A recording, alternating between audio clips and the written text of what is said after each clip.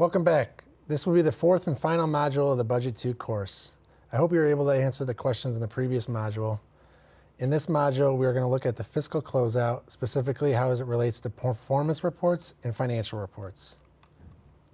Reporting guidelines for the grant in the final year or the grant continuing to the next budget period can be found in the GAN and its attachments, specifically the performance report and the financial report. If you receive your GAN electronically, which most of you should, the program contact or project officer at the federal government will provide the information on Block 10 of the GAN or a notification via email at a later date.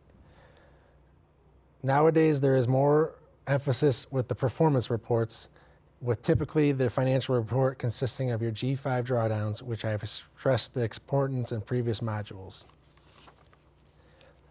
Let's look over the performance report. Their special grant terms and conditions for financial and performance reports can be found as an attachment to the GAN. All recipients are required to submit a final performance report within 90 days after expiration or termination of the grant.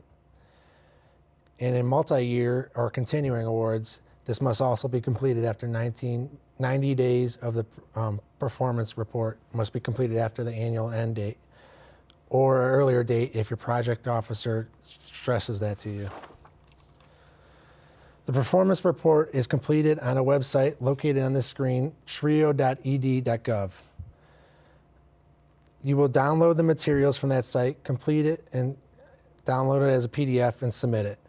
In addition, there is a page to sign by the project director and the certifying official at your institution. This page and this page alone will then be uploaded and submitted again. You are not able, after the window is closed, to submit on this website anymore, so it is important to know the deadlines associated with this site. A grant performance report is required by Title 34 CFR 75.118 and the requirements of the continuation award. There are also associated requirements based on the Title 34 located below. 34 CFR 74.51 is monitoring reporting performance for higher education, hospitals, and nonprofits.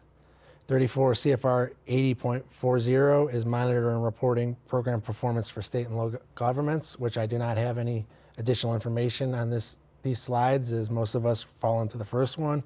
So if you need more information, you can click on on that link there. 34 CFR 75.590 is evaluation by the recipient, and 34 CFR 75.720 is financial and performance reports.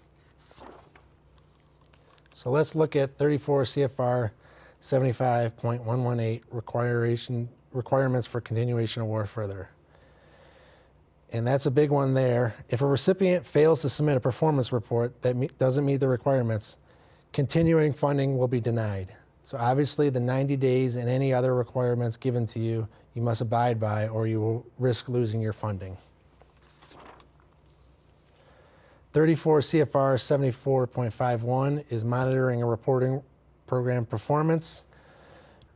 And it states recipients are responsible for managing and monitoring project, including monitoring subrecipients. So if you had any subrecipients, which most of you won't, I'm not aware of many TRIO programs that have subrecipients, you would also be required for monitoring according to this guideline. And further it states the frequency of the performance reports shall be submitted. Their annual reports are due 90 days after year end. Semi-annual reports can be required 30 days after the reporting period stated in that semi-annual report. And as I stated before, your program officer can require annual reports be completed prior to that 90 dates, but they'll tell you that. And then final performance reports are due 90 days after the termination of that award.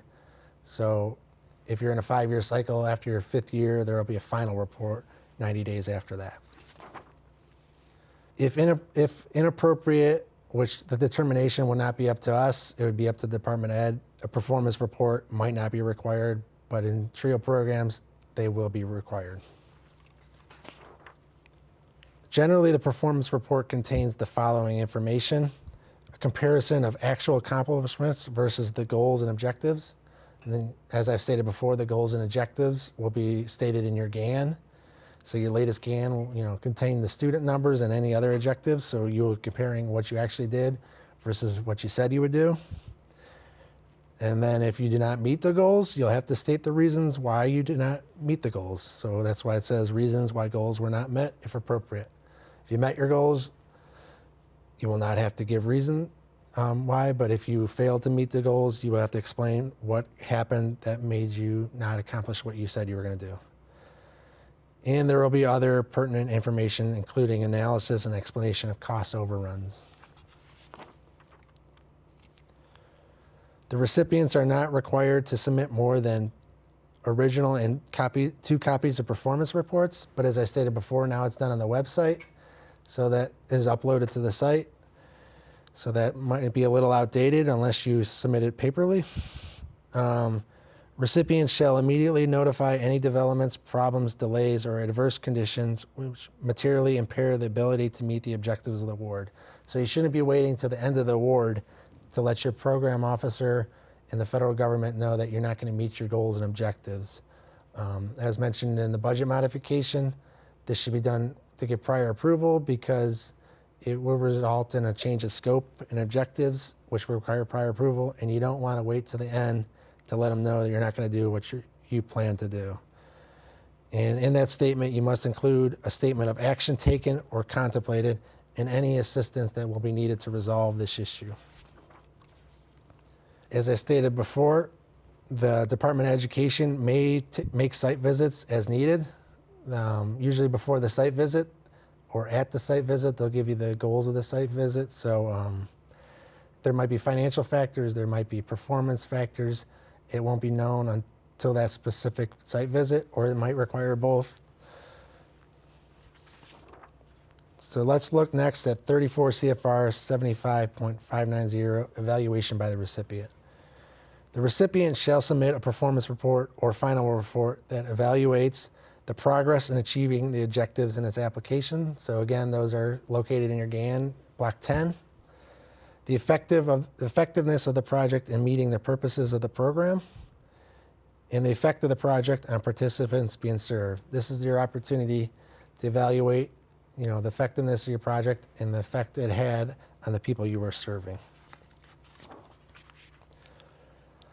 34 CFR 75.720 is financial and performance reports, and it applies to reports located under 34 CFR 74.51 and 80.40. And it states grantees shall submit reports annually, and the Department of Ed can allow less frequent reporting and it can also require more frequent reporting. However, it's been my experience that most of the financial reporting is done by them monitoring your financial drawdowns in the G5 system. But if there is a financial report due, special grant terms and conditions in the financial reports is an attachment to the GAN. And in there, it will explicitly state any other financial reports due, such as the 425 Federal Financial Report, or FFR.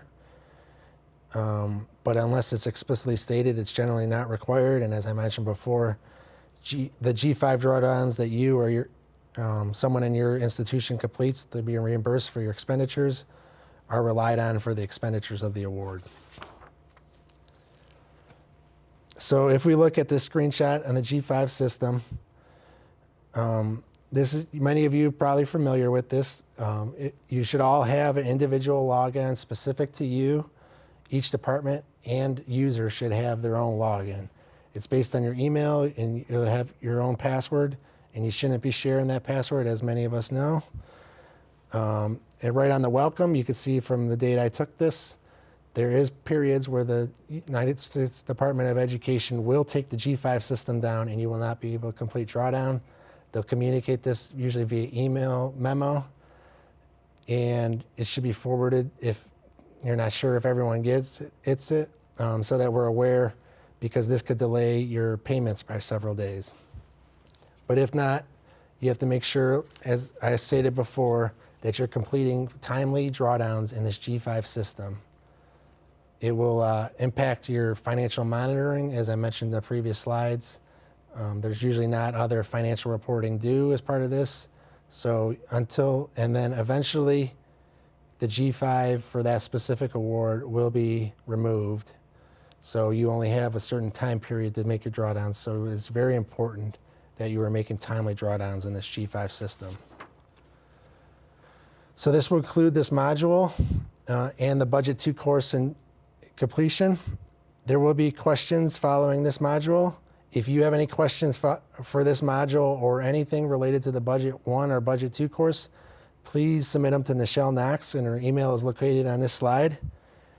Thank you again, and I wish you all the luck in the world in administering your TRIO grant. Please let us know if you have any questions. Thank you.